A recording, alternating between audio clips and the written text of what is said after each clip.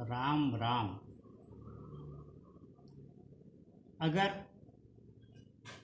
दूसरे के धंधे में, दूसरे के कार्य व्यवसाय में मन और ध्यान लगाने की आदत है तो निश्चित जानिए कि अपने धंधे का निवाला निकल जाएगा। इसे कोई टाल नहीं सकता। श्रीमद् भगवद गीता के अध्याय 3 का 16वां श्लोक है, यस्मात्मरतिरेव स्यादात्मतृप्तस्य मानवः।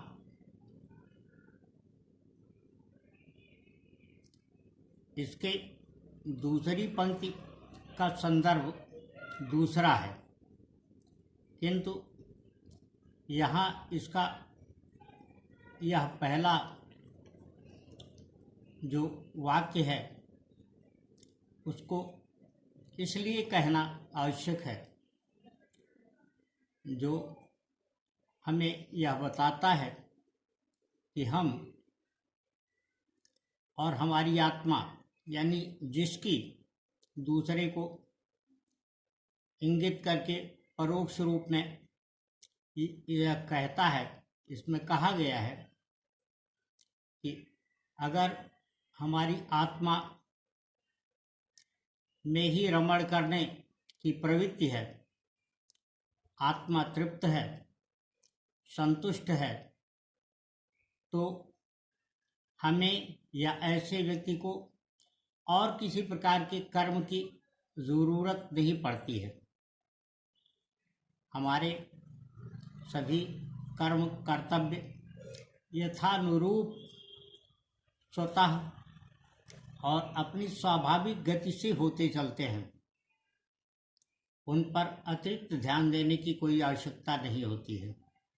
अतिरिक्त ध्यान उन लोगों को देना पड़ता है जिनका मन, मस्तिष्क अर्थात चित्त केंद्रित नहीं रहता है, बल्कि पल में तोला, पल में माशा, पल में टन की स्थिति में वे होते हैं। थोड़ा सा कहीं से कोई लाभ मिल गया तो संतुष्ट हो जाते हैं, और इस प्रकार संतुष्ट होते हुए साधना से बचकर वह बड़े लाभ का अवसर खो देते हैं। लाभ हुआ नहीं जो आर्थिक हो, लाभ हुआ है जो मन को सुकून दे, आत्मा को संतृप्त रखे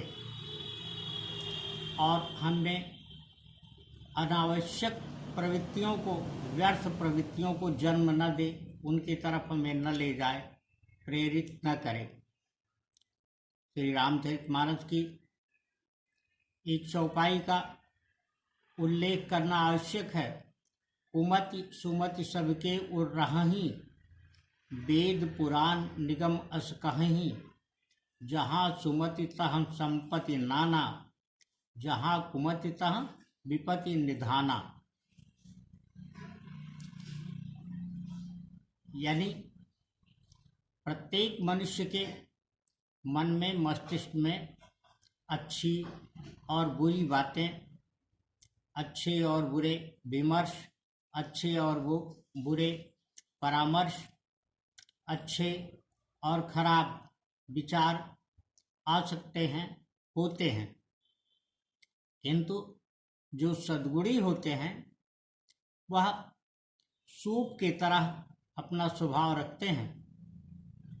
साधु ऐसा चाहिए जैसा सूप सुभाए, सार सार को गह रहे, थोथा दे उड़ाए। वो अपने मन में उत्पन्न होने वाले किन्हीं विकारों को भी अलग कर देते हैं, और उसमें जो सद्विचार होते हैं, जो उनके चिंतन का निष्कर्ष होते हैं, अभिसार होते हैं, उसे ही प्रकट करते हैं, और उससे ही न केवल स्वयं सुखी होते हैं बल्कि दूसरों को प्रेरणा देते हुए, दूसरों के लिए विचार का पुंज बनते हुए उनकी भी प्रत्यक्ष या परोक्ष रूप में सीधे या अपरोक्ष रूप में, यानी परोक्ष और अपरोक्ष रूप में दोनों तरीके से सहायता करते हैं। स्पष्ट है कि हम अपनी प्रवृत्तियों को इस प्रकार से रखें कि हमें सदियों अच्छी बातों का ही ध्यान, अच्छी बातों का ही भान और अच्छी बातों का ही सम्मान रहे और उसके प्रति ही हमारा अपना मन प्रतिबद्ध रहे, समर्पित रहे। इस प्रकार की स्थिति बना लेना केवल संतों का ही कार्य नहीं है। संत जिन्हें आमतौर पर समाज में समझा जाता है, कोई विशेष वेशधारी व्यक्ति साधु या सन्यासी ही नहीं, बल्कि सही संत वह है जिनके मन में, मस्तिष्क में किसी प्रकार का कोई उद्रेक न हो, जिसका स्वभाव शांत हो, जिसके मन में, वाणी में, विचार में किसी प्रकार का कोई विग्रह न हो, तालमेल हो, सामंजस्य हो, समन्वय हो और परिस्थितियों के अनुकूल वह अपने सोच को, विचार को यथास्थान प्रस्तुत करे। वही सही संत है जिसके प्रभाव में, जिसके स्वभाव में कार्य के, कर्तव्य के और कर्म के वह गुण हों जिससे दूसरे लोग भी शिक्षा, सबक और प्रेरणा प्राप्त करें। ऐसा हम अपने सामान्य जीवन में भी कर सकते हैं।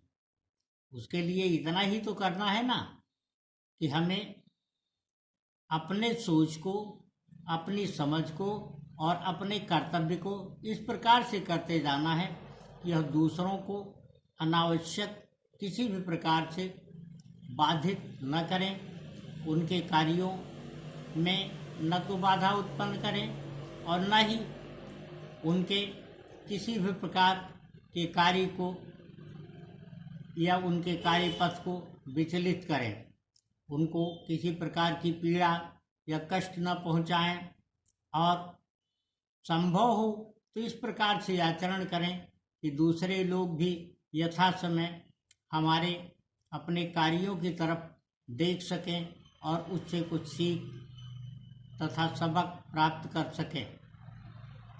हम अपने जीवन में रोजाना जब सोने के समय की स्थिति होती है, उस समय जब हम अपने मन को, विचार को आराम या शैया पर जा कर के संतोष की तरफ ले जाना चाहते हैं, तो उस समय यह मन में विचार उत्पन्न करें और एक बार समीक्षा करें कि हमने आज के दिन ऐसा क्या कुछ किया जिससे हम किसी की किसी रूप में सहायता कर पाए, किसी को किसी रूप में सुकून दे पाए, किसी को हम नैतिक पथ दिखा पाए, या हमने ऐसा कौन सा कार्य किया जिससे किसी दूसरे को कोई प्रेरणा या सबक मिली।